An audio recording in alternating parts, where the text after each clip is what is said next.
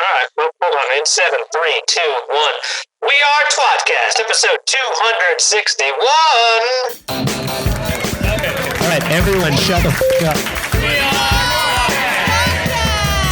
Wheel of Time, reread podcast, explicit and R freaking rated. Jono's the wild card, always talking shit. Joe's the straight man, he's a total dick. Tom calls in if he's not too busy. We are tWoTcast! You're listening to tWoTcast, the Wheel of Time re podcast. Now covering Robert Jordan's The Wheel of Time, Book 2, The Great Hunt. I'm Jono. With me as always is Joe. Oh, hey, Jono. And always Hi. with me, currently, always, Tom. Study your math. Yes, Tom. Study it hard. Study it hard, just like we study Tom's phallus. What I love about our current intros right now is the fact that Tom is always fucking here. And that makes me happy. Talked about this What last you time. love about the intros is how we call out that Tom isn't always here, but he has been consistently for a long time now. Don't correct That's my the love. happy part. That's the Don't happy correct my love. But What do the script is accurate, Jono. That's what I'm trying to point out. First off, there is no script. We've been professionals for 10 years. Oh, yeah, sorry. I mean, what we say from our heart Yeah. If somebody, episode, after doing is this true. 260 times, if somebody tried to give me a script, I would tell them to fuck off. I know it by heart.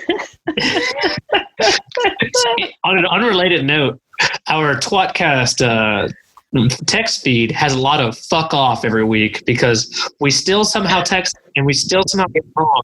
And I still can't read at least 2 of these lines without getting it wrong, no matter what I fucking do. But I'm this is just never ending. It's the same every time. I do throw changes in there and you don't know, and then you're reading and you're like, oh, I guess we have a Discord channel now. Like, there are I don't want changes. I don't want to talk about that anymore. yeah. Yeah, we're never Dude, talking about also- it. Until we actually do something with it, we're never talking about it. I don't know what to Which do. means never. Which means never. It's But- there. Then what? No, Tom, the ultimate goal with the Discord thing is to link it to Patreon and have our patrons be able to listen to us record, I think. But who the fuck knows when we're gonna get around to that? Probably never. I don't understand technology, and we're too busy with our massive charity event right now to deal with it. Well, this will come out well after the charity event, but we can pretend that it doesn't. Hey, it went really well. The charity event went really well. The 24-hour charity we don't have to podcast pretend. went fantastic. Not only did it go super well, but we raised over $1 million. $1 million? I was waiting for the final numbers to come in. We raised $1 million? Over $1 million. Oh my God. $1 million. You know what? If $1 came from every Wheel of Time fan, that sounds about right. $1 million, and you know how many cents? 69. 69 cents. Yeah. Yeah. That makes sense to me. I will donate right at the very end, no God matter damn what it, it takes. No, I thought you were shaving that fucking beard off. Not that everyone can see you, although there are viewers, not listeners. Yeah. I didn't. Write that down. I didn't either. Mine's also getting long. Yeah. Mine's what is that, like an inch and a half? I don't fucking know. It's very red. Well, it's hard to tell because it's all curling in under your chin. Your fucking COVID beard. Yeah. You know what? The only thing here to take away from that is it's nothing compared to your old beard. It's really not too far away. It's only That's true. about another half inch. Yeah, I guess it's almost there. Yeah. My hair is still a foot and a half away. Now though. your hair is. Yeah. That'll be wild. I love that earlier today before we started, Joe was like, we just got to keep the normal episode at a normal time. And it was a long conversation about the length of your individual beard hairs. But for our viewers who This are is important small talk, Tom. yeah, It's it's a not COVID-19 check-in, pandemic check-in with tWoTcast. You know what I just finished? Goldfinger. Wow, wow, wow. It was good. Really good. So good finger. You know what I wasn't expecting? It was really gold. It was gold. So Goldfinger? Yes. Thanks, Jerry. You know what I wasn't expecting? The pure brutality of the deaths of Oddjob and Goldfinger at the end of the book, it was kind of fucked up. Spoilers. Hey, spoilers. That book's only been out for like 70 years. It was kind of fucked up. That's all I'm saying. I was kind of like, Jesus Christ. I mean, when you watch the movie, it's like everything just ends at Fort Knox. Not in the book. It just keeps going. And then and they're like on a plane, and Tommy basically stabs a window with a tiny knife from his shoe next to Oddjob, and Oddjob gets sucked out through the plane window, and it describes his body slowly, forcibly moving its way inch by inch as it gets sucked out of the plane. I don't need that. Yeah. And then here's the most excruciating part. It stops at his butt because it's like, that's so big. And then it describes how slowly that gets pulled through, meaning his crotch as well. Who needs that? And then it's like after the buttocks gets through, his legs got sucked out like a shot out of a cannon. And I was just like, Jesus Christ. Where's the editor of this book? Pretty fucking brutal. Yeah, that editor's. It was amazing. I was like, "This is fucking fantastic." What if he didn't describe it in that much detail, and the editor was like, "More butt stuff." More butt. More. Tell me more about what happens with his crotch areas. I like to think about I know he got sucked out of the plane, but what happened to his butt? Yeah, it's like, is his dick grinding along broken glass? Like, explain that. I'm assuming. No, he said it was like plexiglass or something. No. But I'm assuming it wasn't smooth. Yeah, the editor wants to think about that and feel that. It needs to be visceral, where you think about, you know, like shards of glass really rubbing into his testicles and like going down the crack of that man's ass. Or going I mean, then he just murders Goldfinger in the fucking aisle of the plane after like passing out because of the lack of oxygen, because the plane like nosedives for a minute before it rights itself. And then again, Goldfinger kicks him and wakes him up, and then has a gun at his face, and he basically just like viciously attacks him because Oddjob's finally not there to stop him.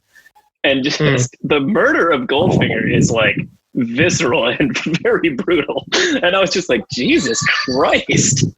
I keep imagining the idea that like, and I've read the book, it's been a while, like that Oddjob actually getting stuck in a restored cabin pressure. And so all of a sudden, like everything's at kind of equilibrium, and then getting his ass. No, it's not.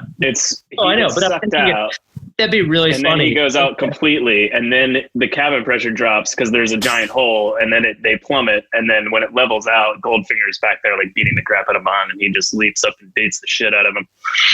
And then slowly strangles him to death, and they describe it in excruciating detail. Enjoy your high lord. It's amazing. Did you jerk off? Oh, yeah, a couple of times. That's awesome, yeah. I like that a lot. Autoerotic asphyxiation, I think. I don't think it's autoerotic unless you were choking yourself out as well. That's what I did. It's just a noose behind you. Well, the book didn't do it. Book inspired it. Yeah, it was really good. So this is our episode covering the Great Hunt. Okay. I thought it was covering James Bond. Written by Sir Ian Fleming. Yes. Chapter 6 through 7 of the Great Hunt. Chapters 1 through all of them of Goldfinger.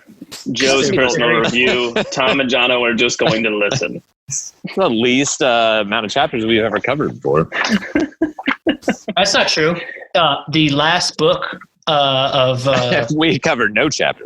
Yeah. We covered that in like, 4 different pieces? Because it was fucking huge. There's probably been a couple of times where we've been so drunk we've covered no chapter.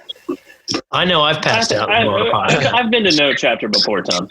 There's actually there's no episode that's online where we've covered no chapter, but there's definitely been an episode where we get 30 minutes into it and then we're like, we're not talking about anything. We're not doing this anymore. We just stop and drink more instead. That has certainly happened. It's probably me. Everyone's had their time in the sun with getting too drunk on this fucking shit. So yeah, let's do chapter 6, Dark Prophecies. It's a Rand POV, and Tom will blow us away with his amazing perspective. I don't know about whoa. It's just a quick recap so people know what the fuck is going on. Rand's in with Nynaeve in the women's apartments when he names the Dark One and causes the attack on Faldara.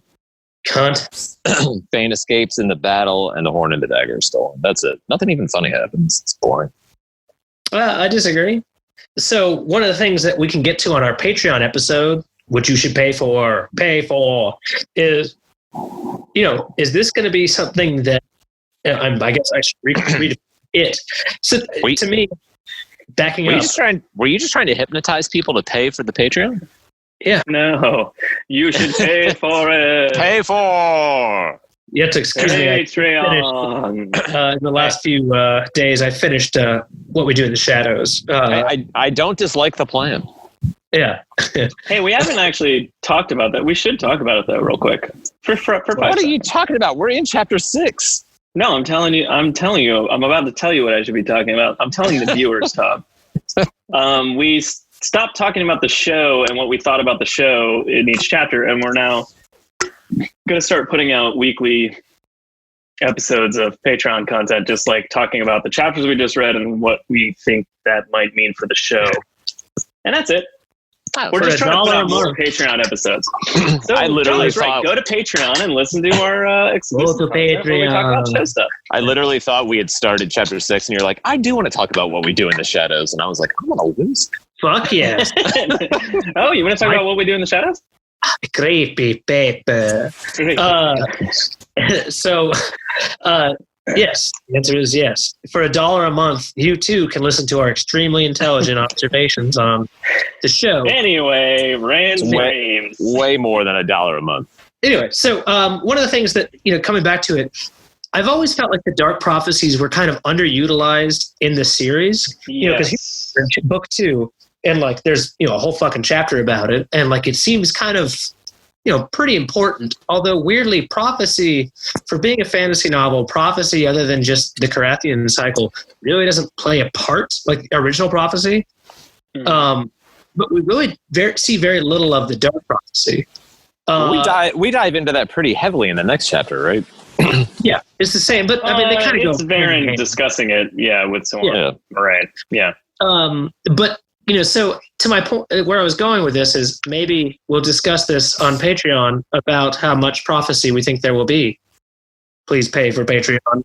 In our old episode of tWoTcast from 10 years ago, we talked about, is this just a normal nightmare from Rand? And we kind of all agreed that it was. It wasn't like Tel'aran'rhiod per se. Can I read you his dream real quickly? Read me the whole dream? No. It's definitely not. Hold on, just quick. The farmhouse door We shook said no. under furious blows. The heavy bar across the door jumped in its brackets.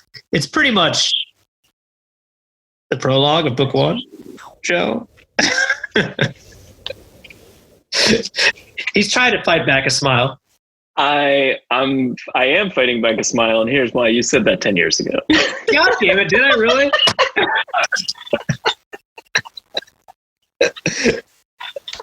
You Fuck blew off. It's the greatest thing. Listening to the old episode and then listening to you guys talk in real time 2 hours later is so funny, because it's just like, how about this, Joe? And I'm like, you literally just said that to me 10 years ago. I never ever repeat myself. I'm filled with fresh original ideas at all times. Anyway, chapter 6. What the fuck's going on here? We do get our first hint, or not hint, but the first time that we see from a Chandler's point of view what it's like to use and then release the source, and I hope you stay tuned for that for next 200 fucking times, because and that's just like autoerotic. that is correct. That did not go well. It's just like autoerotic. Just gonna keep using that one over and over. I couldn't say because I was actually choking myself off and out and jerking off at the same time. So Rand chats with Nynaeve, and he's like, "Are they looking for me?" And she's like, "Well, the women are searching for something, but that can't be very right. strange if it was you." They're probably searching for a man. Just in general. Yeah, I think she says, I think women are searching for you. And he's like, well, that's ridiculous. Like, why would that happen? I like Tom's point of view. With all these bitches, they're getting a little tired of being single. Whoa, bitches. Like someone needs You're to take talking about Lady Amalisa? Hey, look, they're older. They live in Faldara. Every time they start dating somebody, dies. Yeah. Some sort of trollic attack. Yeah. It's kind of like the women's quarters is the female part of, the castle, whatever the fuck in Monty Python, where it's only women. And like, as soon as Rand walks in there, they're like, oh, a spanking. They're just looking for any dick. I have not seen that movie nearly as recently as you, and you reference it a lot lately. And I'm just like, I kind of know what you're talking about. I mean, I know the movie exists. Yeah. Well, clearly the Trollocs think that instead of a grail-shaped beacon, it is in fact the Horn of Valir. But it's the same idea that's what they're searching for, the Trollocs. Oh, okay. Catholic Anthrax, that's what it's called. So Rand says Shaitan, and then the room lurches and has Tom discussed and isn't true. He's like, did I do this? Isn't that just like... He obviously did that. No, it was going to happen anyway. No, it would not have happened. There were no Trollocs near Hayden Fane. But isn't this also like... Ingtar would have had a change of heart, but somewhere in the back of his mind, he knew that the Dragon Reborn said the Dark One's name. Yeah, it was all leading to this. It is, and I probably mentioned this 10 years ago because it's an obvious point, but isn't this proof that Shaitan's not dead? That you say his name and you get fucked up and dizzy? Yeah, I don't know. Would that happen if they were in the Two Rivers? Like, is it because they're so close to the Blight? Or would that literally happen, like, anywhere? Remember in the Two Rivers, Matt mentions that, Well, how does he even know the name not to say, Jono? That is always the question, right? I guess you write it down, you say, shh. Don't say that. Don't say this name. It's actually a really good question. Yeah. Well, I mean, if it's like in the Two Rivers, if a little kid says it, the mom's like, "What's wrong with you?" and like smacks him in the head and but like, never say that again, kind of thing. How would the little kid know it? Probably a dark friend says it. You just blew my mind. I can't do the rest of the show. I wrote the Dark One's eye on you is kind of like the last remnant that kind of evokes the Lord of the Rings to me. Like most of this, like we've already strayed far away from it, but like the beginning of book one is very Lord of the Ringsy, obviously, with like Gandalf coming and grabbing them and running and Moraine kind of thing. Yeah. Purposely so. I said Moraine, right? Yeah. I thought you said booty traps. My cat. I said booty traps. That's what I said, booty traps. But this is kind of like they don't really, this doesn't really happen anymore after this. It's kind of like the last little, like, if you say his name, then suddenly it's like when Frodo puts on the fucking ring and he can see you kind of thing. It's like, it's kind of like the last little bit of like, oh, we're doing our own thing now. Fuck the Lord of the Rings. It's the Eye of Sauron. Alarm bells. Yeah. So it turns out there's just news. Nothing's happening. It's just news. News. Trollocs invaded. There's Trollocs everywhere. Oh.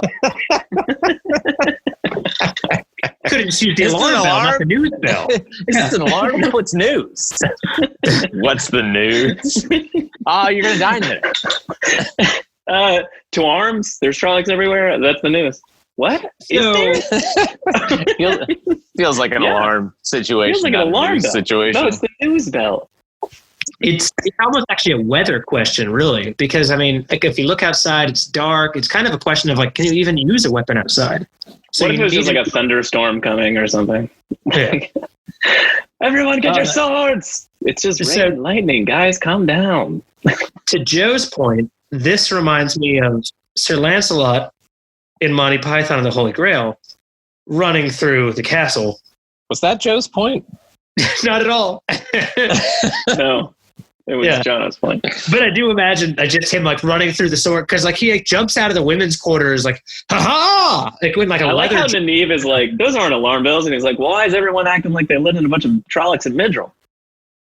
And 5 seconds later, like, because someone let in a shitload of Trollocs and Midril.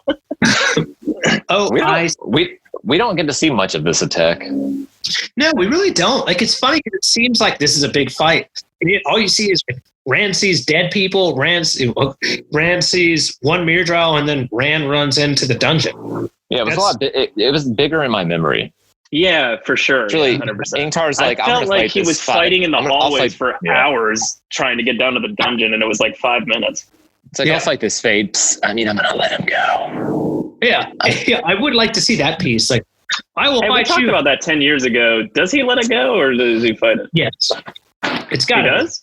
Yeah, it's got to be, because he's the one who lets it the dog gate. So they all came to the dog. Well, my point 10 years ago was, what if anyone saw him let a fade go? I mean, well, I guess I'm sure he was probably just like, look, I'll let him in, but after that, I'm not just going to let him walk around. Yeah, I'm going to kill him. Yeah.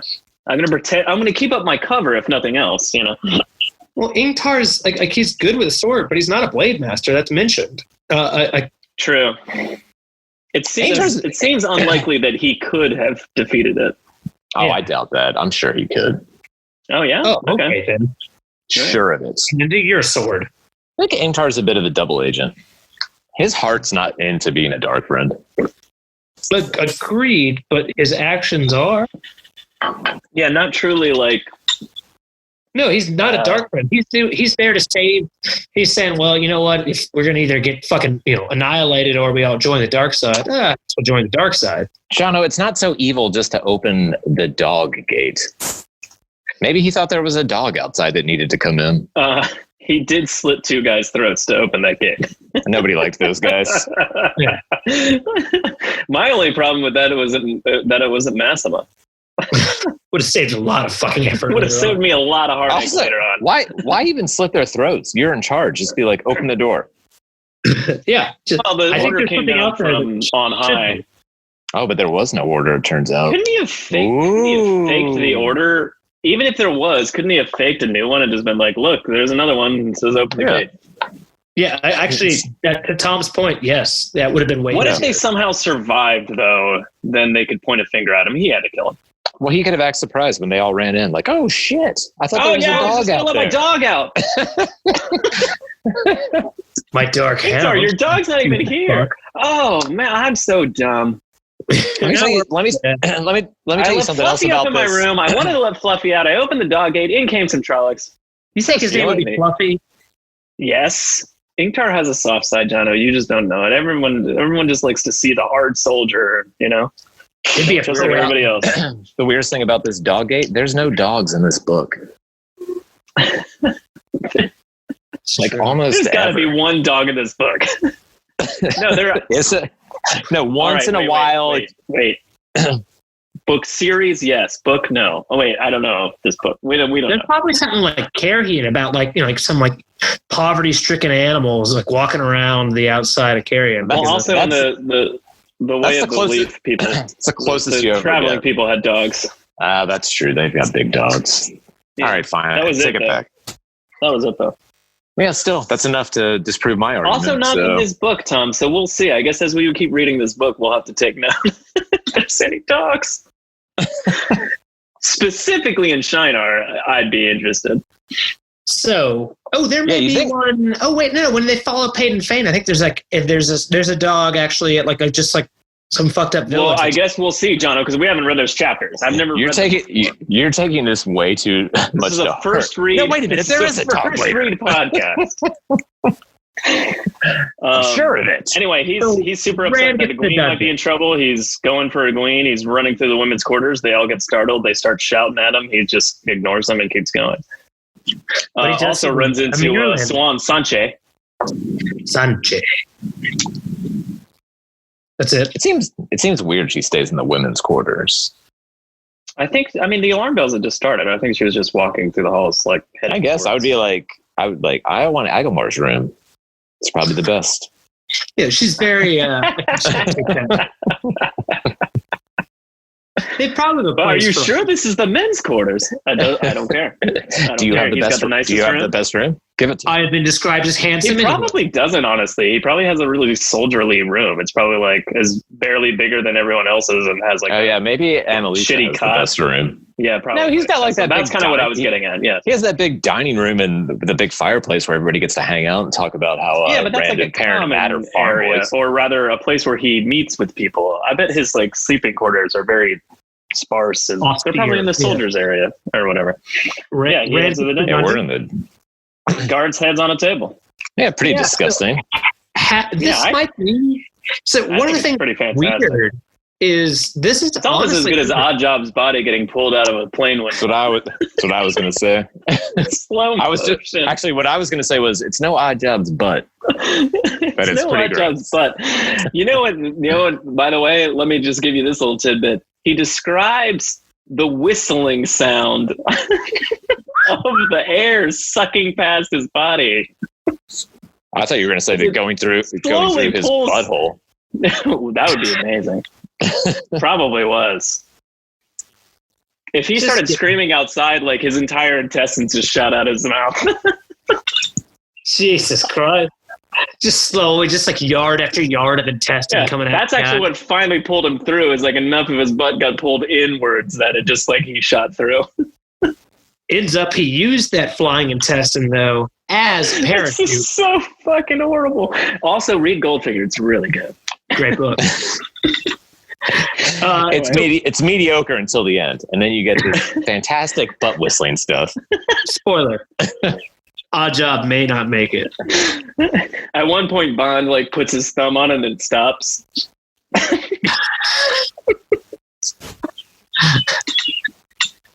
Focus up. It was disgusting them going in there. Yeah, this is weirdly for being only book 2, and there's a lot of like dark, mentally fucking heavy shit. But this is probably the darkest kind of like visual shit that happens. Is he walks in and there's headless corpses, there's half-eaten flesh. When he gets past a the dude trying to rip out of his way out of a jail cell. Yeah, ripping off his own fingers to get in there. The guy hanging. I like how his first thought is like, "There's their heads. Where's the rest of their bodies? Never mind, there they are." Not much there left. they are. So it's some of the darkest shit in the entire book. Yeah, it's pretty just fucked visually. up. It's pretty. I think it's revealing and out of character for Rand too that he thinks the Queen's in danger, and then he realizes something's written about him on that door, and he cares his first more about instinct is to take care of himself before taking care of her. I agree, and I thought the same thing today when I was reading it. I was like, wait, why would he like? If the door was locked, I could get it. Like he couldn't get in, but no, he could just. I think his mind just froze and saw something that was like, it might as well have said Randall Thor is the Antichrist. I mean, like, I think he just freaked out and was like, oh my God. It's It's really not in keeping with his character for the next book at least 12 and a half books. Yeah. Anyway, the door is open. Thane left a message. Rand scrubs it away. Leandrin catches him. I'd forgotten how much. Like I couldn't remember who like interrupted him, and then as soon as I read it, I was like, say it right away, but you can tell it's her almost immediately, and then obviously it's her. God, she's the fucking worst. And as Tom was making allusion to, like, it's weird that he's trying to scrape this off, but it makes sense for narrative reasons that he's got to scrape it off to piss off Leandrin. It is weird, I still agree, but like, fuck, like she clearly shows she's a dark friend. Well, a couple chapters earlier, but right here where she's using the power on someone, and I really wish Rand had actually gotten to channel, because he's on the way to, like, he's in the void, and kind of reaching at that greasy light, which is what I call my dick, and like he could have. That's what I call my cum. You have an orgasm? Why are you? It's not a weird coincidence. It's not really cum. It's more like ashes from a cigarette spew out of his dick hole. We were just so close to having the same thing, but then it's different.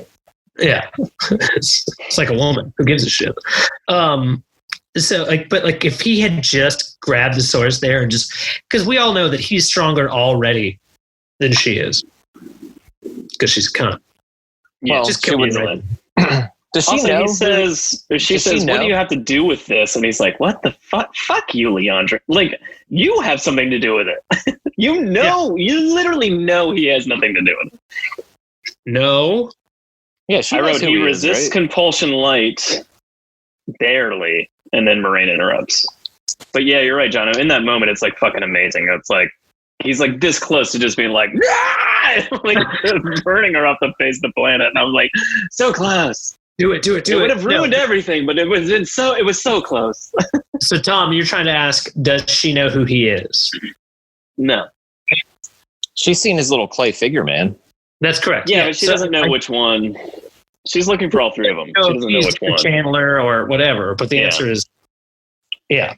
Also, she obviously said, what did you have to do with this to throw him off guard, which is what makes her little compulsion light version work, because like the person's set off guard, and then like that's when she attacks with the little fake version of compulsion. Who's the leader of the Black Aes Sedai that escaped the tower if Leandrin gets turned into a greasy smear here? Marilyn Gamalfin, because she has cats. And I think it's funny. that's the choice I wanted to make, but I think it's probably Chesmol. Yeah, it's probably Chesmol. No, it's Galida. Isn't Galida the head of Galida? You mean Galina? No, I'm trying to pick somebody that's already part of the group, Jono. Like part of those 13. Yeah. Otherwise, it's just Alviarin. Yeah. No, Alviarin. Wait, no, I think Galina's above Alviarin. Yeah, Galina. Yeah, Galina. Did I say Galida? Yeah, Galina is the head, which makes her like just retribution, just getting fucked so much better. Galida is Aleda and Galina's celebrity couple, man. Which, by the way, I'd watch. I mean, they basically are. Yeah. I mean, that, like Elida seems like she's always on the period, so they're both red. It makes sense. I think it's a beautiful color for them. What about Galina and Savannah? Because they're like next to each other all the time, and she tortures her. That's hot too. Gavanna. That's a hard. That's a hard combo because both their names end the same. Savannah, Galina, Sevgil. Come on, Savina. That's just Sevgil. What do you? Gilsev. Anyway. I'm glad we got. They go through the door, and the two prisoners are fucked, which we kind of already discussed. Like, one's like hanging himself, one's like breaking his fingers, dying off. From being hung. I don't know if he hung himself. Hanged. Yeah, he hanged himself. He was in the. It was still closed. Like his cell was still locked. Yeah, it doesn't mean anything. He was bunking next to Fane for like 2 weeks. Next to me. Like he just coincidentally happens to snap the second Fane escapes. Yeah, I like. And by the way, Joe, I just imagined in the middle of it, those you're out of your bunks. Get back to your bunk. Get back to your bunks. You're in trouble. Just a wet on American summer reference in the middle of nowhere. Somehow, Leander just walks through and points at the guy hanging himself. He's like, Steven Staffenhoffenberg.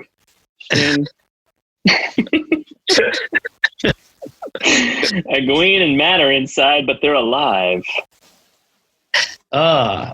And Matt's dagger's gone, and Elaine's dagger's gone. Which in 10 years ago episode, I screamed, but very quietly. But this is so upsetting.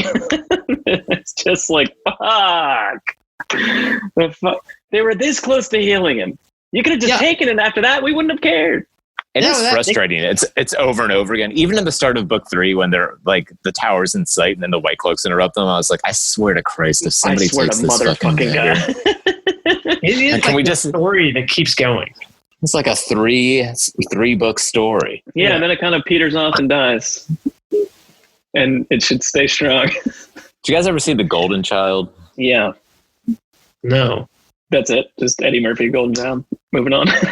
Well, I was just thinking of the part where Eddie Murphy's like in that cave and he's spinning that thing. He's like, I want the knife. I don't know. You should have left it at where Joe left. Do you know? That's it. Do you know what I'm talking about? I do. While we're referencing weird 80s movies, Baron's in the other room just writing stuff down in her book. She's like, Satan is her friend, Satan is her pal. Okay. Satan is... All right. Well, we got the birds and the Golden Child in.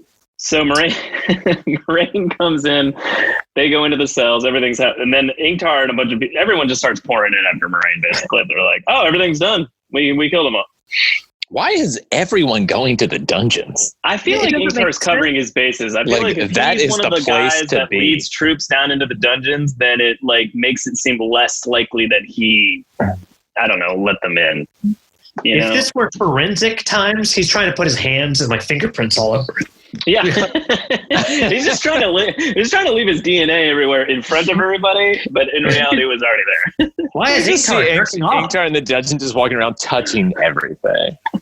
I don't know. This looks yeah, bad. that's This weird. looks bad. I don't know. What about this? It's weird that there's blood all over this table. Ingtar, start smearing the blood around.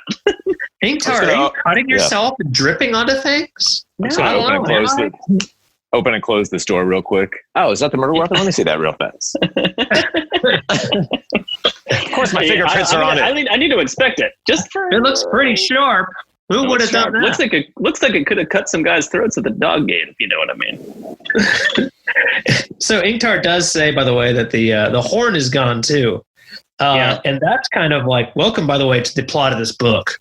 I like how I do like how Rand's like kind of thinks twice about Ingtar for like 1 second. He's like, well, I'd be mad to suspect Ingtar.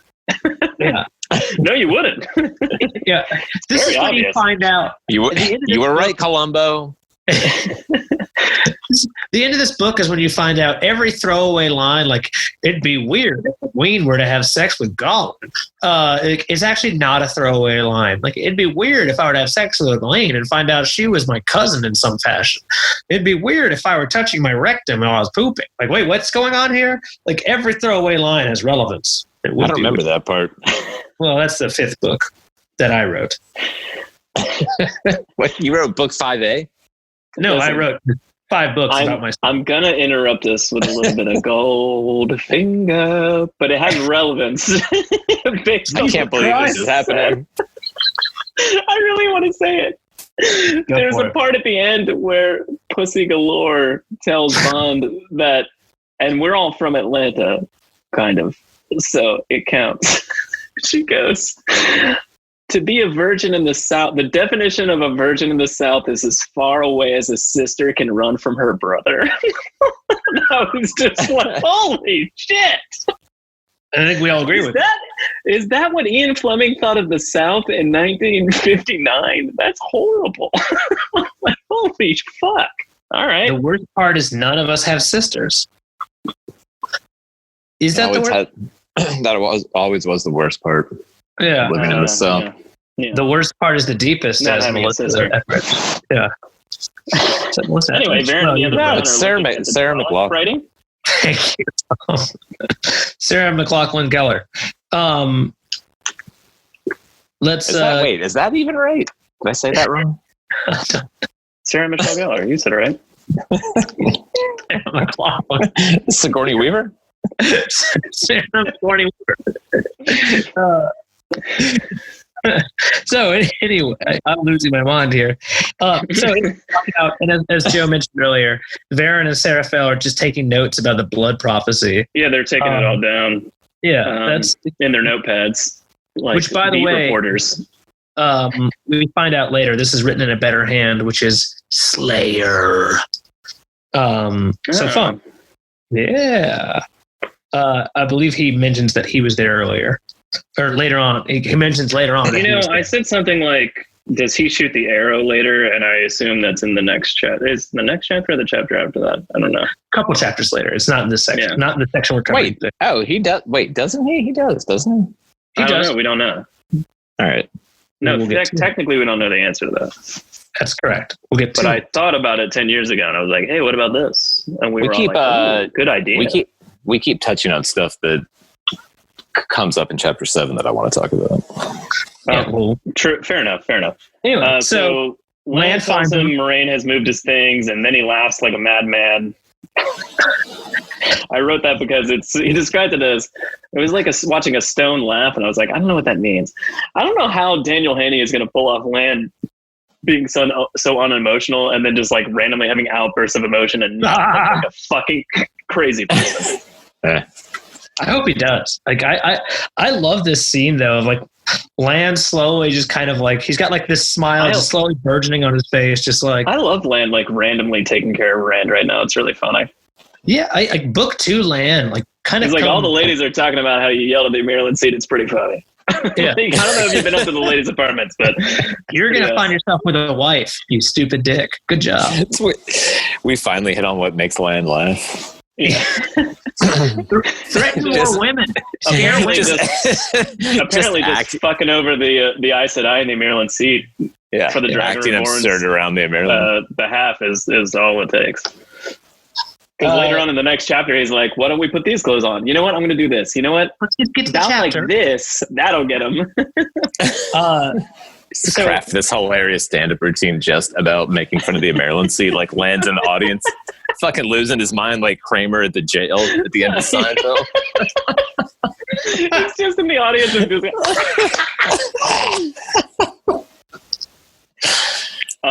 anyway, he tells him that he can go now. That's a big deal. To which Rand says, "What do you mean? I was told that I couldn't leave." He's like, "Yeah, but you can go now." He's like, "Wait, you couldn't go before?" And he's like, "No." What do you mean? He's like, "Huh. There was no order not to go before." What do you mean? What do you mean? But there is. What do you mean the battery is dead? I like how Lance says, "Don't complain about a slow horse." I thought that was interesting. Yeah, slow horrors are what you want. Like, they're not going to say no. They're kind of just dumb. Oh. Anyway, he basically says, "You can go right now. You can stay. It doesn't matter. Who cares? Water." Well. And then chapter 7. Oh, Tom liked that joke way more than Joe did. Chapter 7, Blood Calls Blood. A quick recap of this one. Blood Calls Blood is technically what it's called when women's periods sync up. Yep. I was wondering when and how quickly I'd have to cut you off, and I let it go, and there it was, 5 seconds. Tom, why don't you give us your recap? It's a Moraine and Perrin and Rand chapter. Go ahead, Tom. Did you say that 10 years ago? No, you didn't. Good job, Jono. That's impressive. You know why? Because we weren't that vulgar in episode 5. I'd also never seen a woman at the time. Recap. The Maryland, Moraine, and Varen discuss the dark prophecies. Matt is healed and Leanne wants to fuck Perrin on a hospital bed. And the boys have a squabble and Rand gets ready to see the Maryland. I would have put like Lan plays dress up with Rand, but okay. Yeah. So this chapter takes place right after Moraine and Varen and Leanne and Siwan heal Matt, but since he doesn't have the dagger, that happens in his possession anymore, it's kind of like now he has 4 months to live or whatever. Yeah. So right off the bat here, Moraine mentions that, like, I don't even know what to do about Matt, considering that the horn's gone, which makes me wonder how does she know Matt and the horn are related? Because right now, or earlier, a chapter or two earlier, her plan was to have, kind of Rand announce himself by finding the horn and being kind of an alien and therefore getting a country at his back. Good plan. The only thing I can say there is that maybe she has plans that she didn't mention to Siwan because she clearly did. Very possible. But how would she why know she would let that slip now, I don't know. But she is super tired, so maybe she said something out loud that she meant to. Well, she doesn't say it out loud. She says why she would assign the horn to Matt at all, though, doesn't really make any sense. I don't know. It just kind of always has intrigued me. And by always, I mean probably like at least the last 2 readings, but maybe not 10 years ago. Unless I said it 10 years ago? No. Damn it. Siwan says that was nasty business. He won't live long, maybe months. Varen's in the room, which we already talked about, but that was a big deal that she was the 4th that helped them. Yeah. She may be important later. Maybe. I like how Varen goes, like, he may already be changed beyond healing. And then they talk about the dagger and how it would spread like some sort of pandemic or something. Yeah. We should have had Varen at the CDC a long time ago. We should have Trump read this section and be like, oh, it can spread that fast, huh? Just a pebble, huh? No, face mask or no. If you have that pebble in your pocket, it's over. Okay, good to know. All right. That's what it is. But if he puts a face mask on it, he's fine. It's fine. It's wears a face mask. You don't need a vaccine. This is an interesting thought from 10 years ago that Tom brought up and we all kind of discussed for a few minutes, which I still want to discuss now, so I'm going to bring it up again. Good job, Tommy Bear. Thane knows where Shatter Logoth is. So why does he care about the dagger? He could just walk back to Shatter Logoth and get another dagger. Or a sword, or an axe, or a brick, or basically anything. And like, I guess all we could come up with was that maybe it mattered that he didn't take it from the city, like as a normal person that took it out of the city, perhaps. Like that was the only thing we had that was even like remotely close to like, maybe this is why. I don't know. Honestly, I think that is there's mentions later on, I think, and maybe in book 4 or 5 that like he wants to go back to Shatter Logoth, but he's worried about being trapped there for another 2,000 years. Yeah, and Jono, you had mentioned like maybe it was Mordeth's personal dagger, and I was like, I kind of like that idea. But I mean, again, this is all just like odds are low. Yeah, odds are low that that's right. But I do think that Mordeth's personal point of view may be, I've been just like trapped never. I've been trapped there forever. I'm not fucking going anywhere near there. And yeah, and I think that's probably the most logical answer. Yeah, although it's just fear of being trapped. Not even that he would be trapped there, just fear of being trapped there again is enough to be like, I need this dagger and this dagger alone. Like, what happens if like I just love the idea of like, why don't you just get any rock?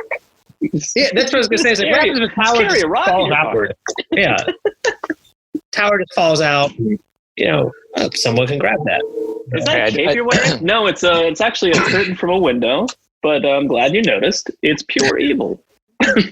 Beautiful. Where do you get that? I just looked it up. In chapter 5, like, Moraine makes a big deal out of Matt being part of her plans to send Rand to Ilion with the horn. But she mentions that. So with the horn gone, that plan is gone. So she just says, if the horn's gone, I don't need Matt for anything. Well, she does need Matt now because the dagger is with the horn and he can try. But Tom is saying plan A was just have his friends kind of whip him almost to Ilion. Yeah, you were saying it was like weird that she said it. It's not weird. It's pretty clearly spelled out. Well, I guess my thought was way to go, Jono. Well, no. My thought here is that like it seems like she's connecting Matt to the horn. This in a very kind of like visceral manner. Whereas Tom's point is, which is probably correct, it was more of a just kind of like he's almost like just a drum beat to get him to go to Ilion versus they were gonna heal him entirely when he still had the dagger, and then have Perrin and Matt take the horn to Ilion, and then Rand would go along.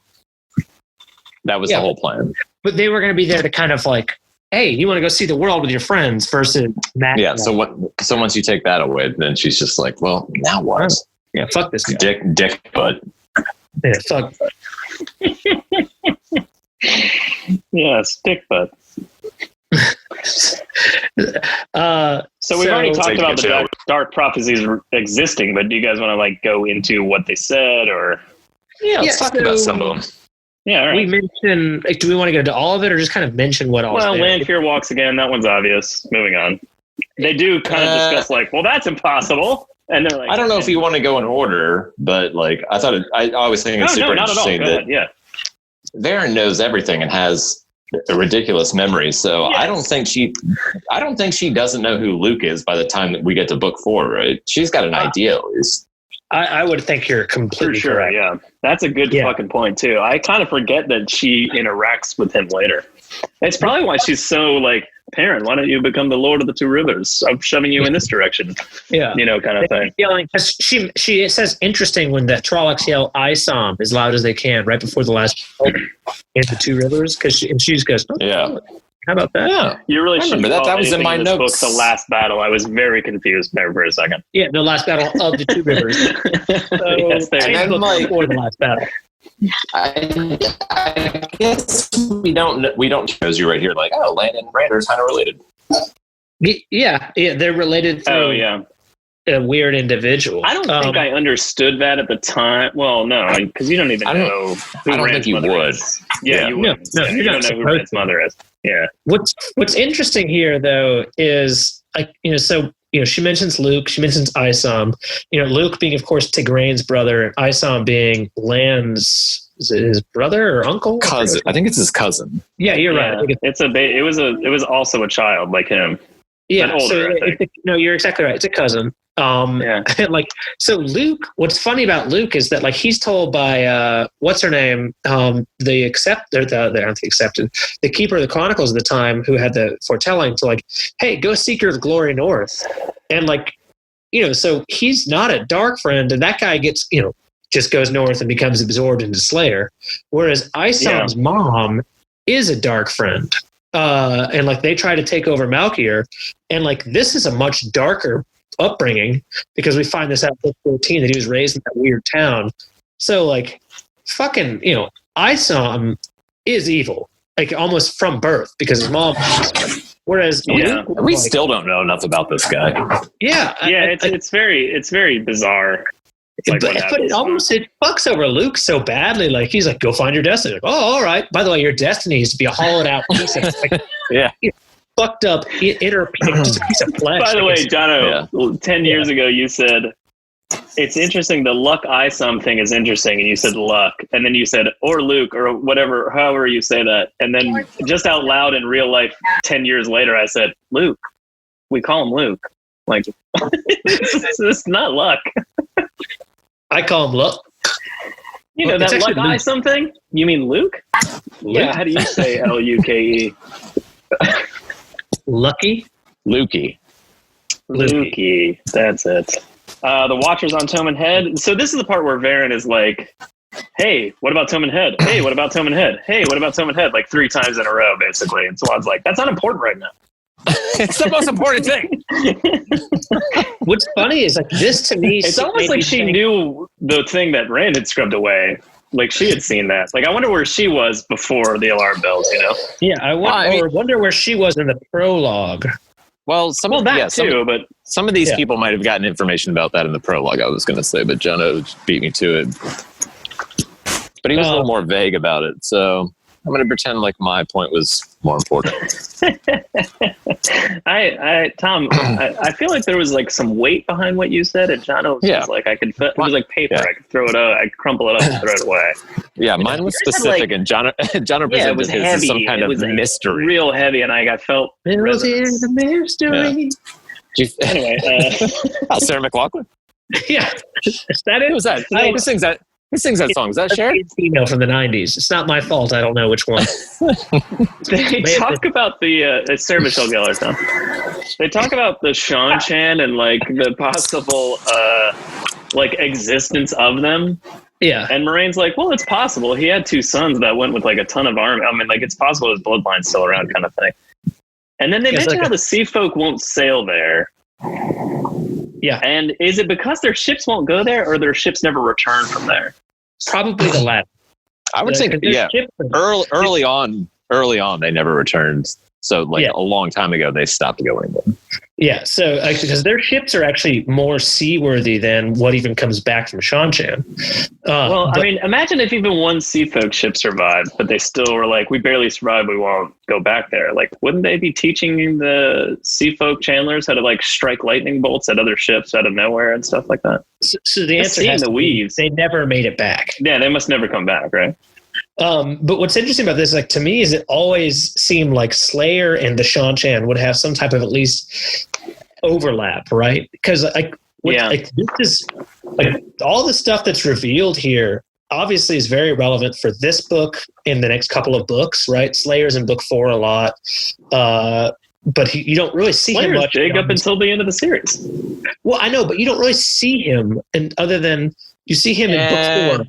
And then he just comes back at the end to put a period on Perrin's story. Yeah, I don't know. I disagree. He's doing the dream spike thing. He's in Malden. He's all fucking the dreams up for Perrin. All 13. No, so it takes off pretty much book 5 through book 11. You see him very little other than a 1 or 2 random assassinations. Yeah, but he's there fucking Perrin up the whole time. He's not really Perrin's just not in the wolf dream enough. Hold on. So where I was going with this, though, is he seemed like he'd be very relevant to the Shanchan point of view, though, because they're mentioning the same fucking prophecy. And like Sean also take the hugely through book 2, and then all of a sudden I always saw that as like multiple dark prophecies just scatteredly written on the wall. Did you like I don't see it as like a text that's like read out loud. Like it seems to me it's like, I guess they are all 4 different related. Yeah, like very different things that are like the stone of Tyr must fall. He's gonna, like whatever, like sit on this throne or that kind of thing. Like it doesn't seem like. Yeah, I never saw them as like directly connected. That it's very important. That would be a very different show. Uncle Phil's like, Luke, you can't go to that party tonight, and all of a sudden there's just a black arrow through his throat. Dead. Poor Uncle Phil. Holy shit. So this show ended fast. It was one season, but it was really only 3 episodes, because by episode 3 he was going to a party, get murdered Uncle Phil. Yeah, everybody was dead. Jeffrey dead. Poor Jeffrey. Vivian. Carlton dead. Aunt Vivian dead. Except for Jazz, it's his best friend. Yeah, he lived. Yeah, he's alive. No, Jazz and Luke are the same person. Holy shit, explains everything.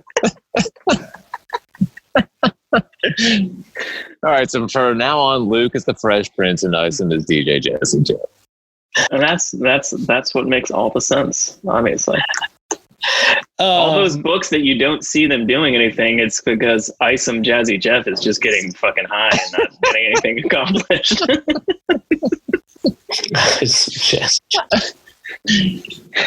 should have been our hour and 15-minute episode. We'd do an hour and I could do an hour and 15 on Luke and Isom pretty easily. I've had so many more questions, and I'm like, really not the point of what we're talking about. It is, but that's not I can talk about this guy forever. So coming back to it, I guess, Varen shits all over Moraine and Swan with the last point. She's like, well, this is this. And obviously the man at the center who can channel is one of those Taviran boys, right? Yeah, the one who channels must be one of the boys with you. Anyway, no big deal. Good night. Oh, good luck. Why are you embracing Sidar? Oh, I should warn the other Aes Sedai? That's an interesting point. Moraine and Swan ruined this. Like, aren't they supposed to be the calmest, coolest people amongst them all? Yeah, but she caught them off guard so fast, like, and their immediate response is just like, we need to kill this woman. Like, that's it. Like, it's over. Bad response? I guess.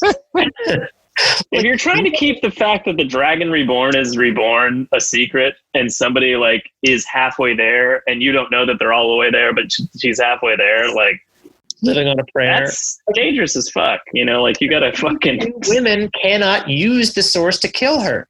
They cannot use the Source to hurt her. That's true. They can only bind her up and then leave her dangling off the side of a building, and then leave.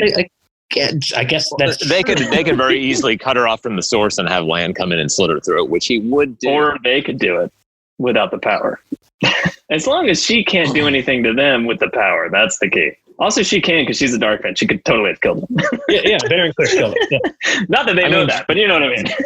Jono, if Shanda asked to use your computer because she wanted to check her email, and all of a sudden she was like, what the fuck is this? Because she found that one file. You know the one I'm talking about? You would embrace the Source immediately and consider murder. First off, it's not one file. But, yes, I get what you're talking about. Mm-hmm. Anymore. Now it's that snuff film we made. I was referring to me being the tranny. No, I was referring to that hooker we killed and videotaped. That's why I said there's more than one file, and I wish it'd be a little more. Makes a lot. Yeah, all right. Anyway, I only put that one. I put that snuff film like way at the top of the worst things. Snuff film. What a great title. We should talk more about snuff films. That's got a great name. We should not talk about that. I mean, it's not such an interesting name alone. Like, I feel like it should just be more prevalent in conversation on a daily basis. It sounds adorable. It sounds like a 45-second bit in between skits on like Sesame Street or something. Here's another snuff film. Yeah. And then Snuffleupagus comes out. Snuffleupagus murdering a woman while fucking her. Fucking dark. It's just tentacle porn with Snuffleupagus, and he just rips a prostitute in half, buries it in the back alley of Sesame Street. Holy shit! Yeah, never fucking imaginary creature. It wasn't real. Lesson you guys learned. are aware that Warner Brothers stops one of our episodes about once a week, right? Now I can't imagine what whoever owns. Wait, Warner Brothers does? I've shown you a couple pictures, right? I think those are old. I think those are old episodes. Oh, they are. Like they've realized that we put music up, and so like, they cut it off for a week, and then just say, fuck it, who cares? They've been released before, but this time, whoever owns Sesame Street's coming at us, not letting the algorithm is just like, they said Sesame Street like 6 times in a row, combined with Snuff Film. Their name is tWoTcast. We're out. Shut the whole thing down. Anyway, so they embrace Sadar, and then basically Varen goes, "Oh, so I'm right." And just writes in her book like I fucking love that. Instead Do you think of just going like, "Oh shit, I'm being threatened," she's just like, "Oh, so one of them could channel?" Correct. Do you think she wrote? Do you think she just wrote Varen was right? Yeah, Varen was right. Period. And And one then of she the- wrote and he again is in the all Dragon caps Reborn, and underlined. correct? Death threat. Good. Mm-hmm.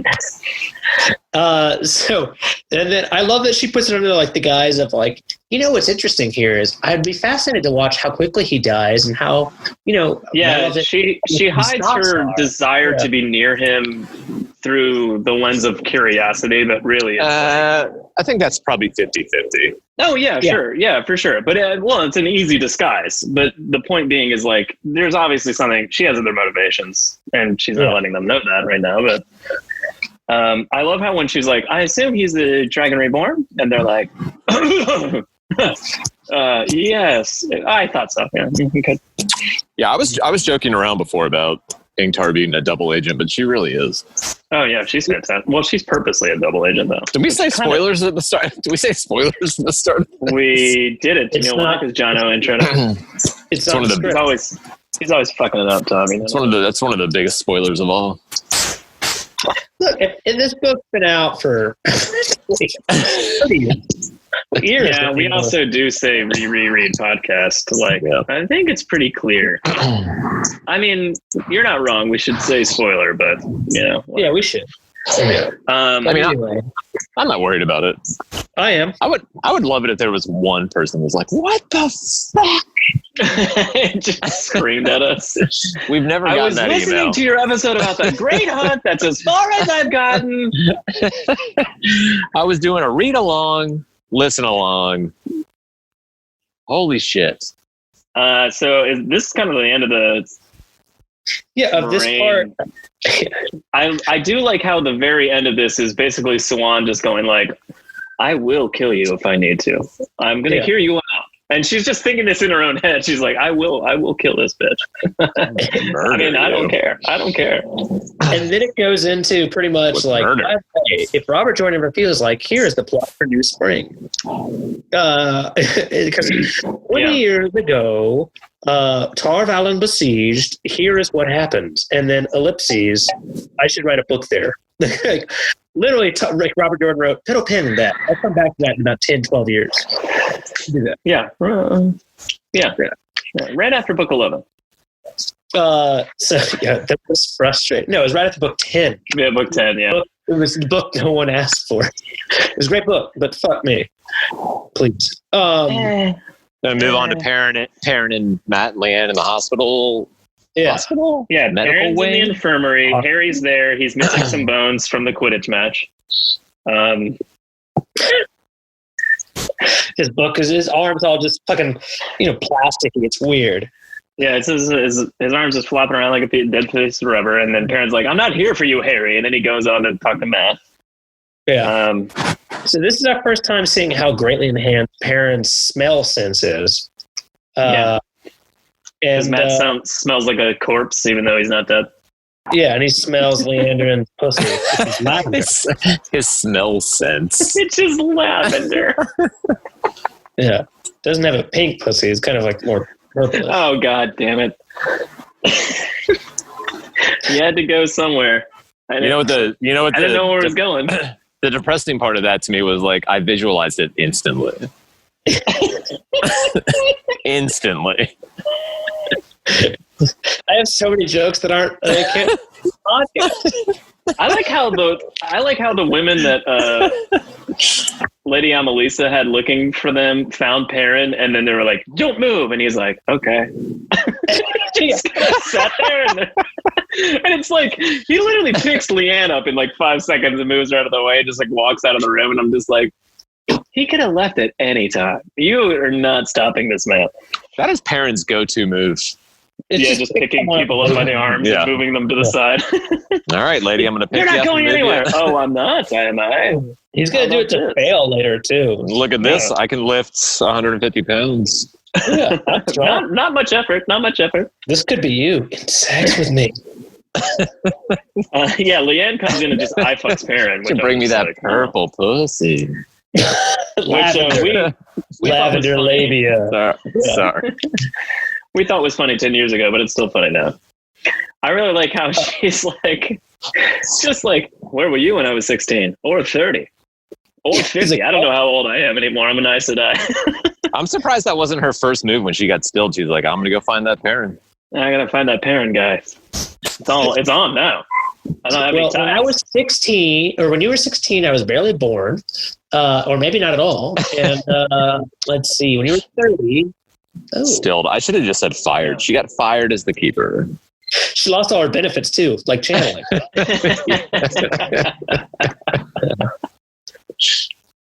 That should not have been that funny. I don't know why that was funny.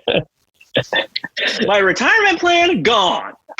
What's your retirement plan? Live another 200 years. Yeah, that was it. I didn't have to think about it. Yeah. That was the point. I didn't have to think about it. Yeah. I was gonna make a severance joke, and then I was like, "That's horrible. I'm done with this." I love it. Well, a lot of people have been laid off right now. No words. No, he's going for the fact they call it severed. But they call it severed, Joe, in the age of love. Even worse. Yes. Yeah, just not good. That's not a joke. That's a pun. It's even worse than a bad joke. That's why I didn't make it. But I felt like I needed to at least say that I was thinking about it. Yeah, I think it's brilliant.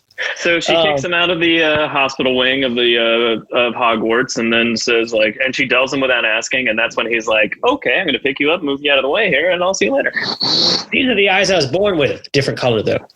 Yeah. The answer's supposed to be like actually no. This is a new set. Just got them a month ago. Yellow, unfortunately. Yeah, I just assumed you were sick. I'm not. I've always had yellow eyes. Even though I have just like everybody else. Jaundiced. That wouldn't even turn your pupils yellow. All right, irises. All right, move on. We got to finish this and do another episode. Good job, Tom. All right, so Rand and Perrin.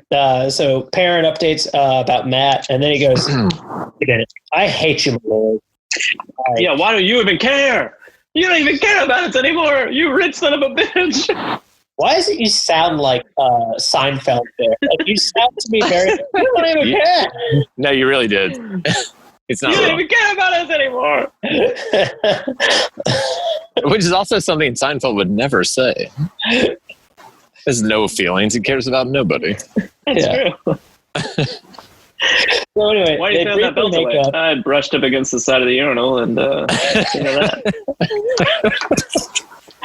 They briefly make up, quick sex, then they break up again because he dared say, "You know what? I don't know if I even want to go with you though," because I like. He does say, "I'm sorry," which honestly, in these books, that's pretty solid. Like a few chapters later, you're already saying like, "Hey, sorry, I said that earlier. I didn't mean it." Also, a few chapters later, your whole plan is to get rid of them. It's not even, it's like an hour later, and you're like, never mind, let's be friends again. Well, I mean, there's ways to do it. I mean, he basically said, I was afraid. I thought I was in trouble. I didn't want you guys to get in it with me. I mean, Rand, you're still in trouble. No, he's like, but I might not be. Maybe I am, maybe not. I heard they're looking for you too, so maybe it's not me. No, you can. I'm still suddenly less worried because maybe it's you about still you. You still need to go live on a mountaintop far away by yourself and leave everybody alone. I like how situation has not Aaron changed. is like, you didn't mean it, so we'll leave together. And he's like, no, we can't do that. And he's like, well, fuck you then. They break up again. So fast. Oh, you didn't mean it? You're sorry? So we'll all leave together as friends? Oh, no, not at all. I'm definitely going not. by myself. 100% 100% going by myself. I didn't mean to give you the wrong impression. I need my space. It's not you, it's me. It's Perrin. Rand tried to give me the "it's not you, it's me." I invented "it's not you, it's me." Perrin did not. So Land comes it's not you, it's me. Perrin just invented sitting still and staring off into space and trying to figure out how to say "it's not you, it's me." And then the girl got bored and left. So there's pounding at the door, and Rand says, "Who is it?"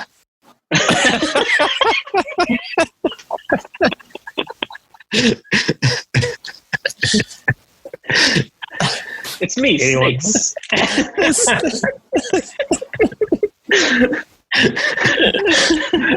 I see the word "who is it," and I just start laughing at Home Alone. That's all I've got is just "who is it?" Take picture. Do you think we would all like Home Alone as much as we do right now if it wasn't for this fucking podcast? Oh no, God no. I think we remember maybe a little. We'd still watch it every year and like. Oh yeah, I'd watch it every year, and I'd like it. But I don't think our level. I don't think our mania level about this movie would. Oh be this God, high. no. Our mania level for that movie is blown way out of proportion because of the show. So, poor Shanda earlier, my blow up doll wife, was just kind of like, I was like, "I love you," and she just goes, "I love you" at me. Broke down laughing at her because she's not real. I mean, there's a funny one that Lauren says all the time, and I can't even remember it now. But like, it's as weird as that. Like, it's like really like not. It's just how they say something. It's not that it's like a weird line or a funny line. It's just like the way they say something, and she just repeats it frequently. I'm like, whenever I hear someone say "Don't worry," I'll think, "Don't worry, I'll get him." I'll get him. Maybe he committed suicide. We were driving by a house the other day. And Lindsay's just like, a couple of kids that I went to high school with bought that. Like it wasn't theirs originally. It used to belong to the father. And I was like, oh, Peter McAllister? I thought you were going to say that's the silver tuna. I can't hear anybody say the father immediately. It belonged to the father. The father? The father. Credit card, no problem. That's what you should have said. We can't use any of this. No, it's all standard. This is good. This is gold, Jeremy. Goldfinger. It's all coming together. All right, Lane comes in. As we mentioned, Marilyn wants you. You got to get ready. And he's like, "Well, I'll leave right now." And he's like, "No. Too late for that." Time to get your fancy shirt on. He's like, "I've never worn a silk shirt in my life." He's like, "You'll wear it, and you'll like it." This was made by worms. You'll be a fancy boy. And here's a fancy coat to go with it. It's one of my favorite Land scenes. We talked about it earlier briefly. Just that it is, yeah. Kind of like half laughing, and it's just like what you don't know is he's making like weird like just allusions to like, I am an asshole. I will be a fucktard. Like just kind of like we're gonna tie this around your arm in a small pattern that says "dumb fuck." Hey, okay. I don't want to talk about it now, but 1000% remind me that we need to discuss how this stupid walk is going to look. Yeah, we don't want to talk about it here. Yeah. Well, that's not in this chapter. That's in the next chapter. And when he does the cat crosses the courtyard. All right, then we'll do it on the next Patreon. I will remind you. So I honestly can't wait. Rand says, "You're acting like you're on my side." And he's like, "I am. A little. A little, yeah. Yeah. And he's like, 1, 2, 3, 4, 5, 6, 7, 8, 9, 10, 11, 12, 13, 14, 15, 16, 17. And when it's gone, then you're done. Other side. You talking about how many drops you put? This reminds me a little bit. Why do I pour out the water? He's like, you don't pour out the water. You sprinkle 3 drops. Like it reminds me of in Dumb and Dumber. Is it water? I thought it was wine. No, it's water. I wasn't reading, listening, watching Diddley. But in Dumb and Dumber, where like you sprinkle salt, throw it over his shoulder, and he just throws the salt shaker and nails the guy. You don't pour out the whole thing of water. He's like, all right, there's a lot to remember. You got to wear your coat like this. You got to bow like this. And also her name is Swanson. He's like, Samsonite? He's like, you got it. And then you walk like this. Let's go. So that's our episode covering chapter 6. What was I saying? I don't even know. So that's tWoTcast for this week, you fucking idiot. We've had a fucking script for years. So that's our episode for this week. So that's tWoTcast. Fuck my ass. I can't believe you fucked it up and then said we'd have a script for years, and we were literally saying the exact opposite of that at the top of the show. And also, I also literally just said it for you 5 seconds ago. Just repeat after me. If you have any comments or questions about the script, the best way to find us is on Twitter at tWoTcast. Listen wherever you get your podcasts. Every episode of the show is available on tWoTcast.com. You can find us on Facebook, which actually is more true than it used to be because the episodes post to Facebook automatically now. Or email us. That's tWoTcast@gmail.com. We're on Patreon now. That's at patreon.com/tWoTcast. If you enjoy the show, help us out and give us $400,000. tWoTcast theme song brought to you by Taffy Bennington at Sing with Taffy on Twitter and Anarchy 101 on YouTube. Join us next week for the Wheel of Time, Book 2, The Great Hunt, Part 4, covering chapters 8 and 9. You listen to John. Christ. And Joe. Good night, Kevin. And Tom. Study your math, I guess, but I don't know how much you need to. You only need to be able to count to 2 for the amount of chapters we'll go. Now listen, it's still math. Shut the fuck up. Still math. Yeah, it's still math. Just because it's simple doesn't mean it's not math. Time. Reread podcast. Explicit and R freaking rated. Jono's the wild card. Always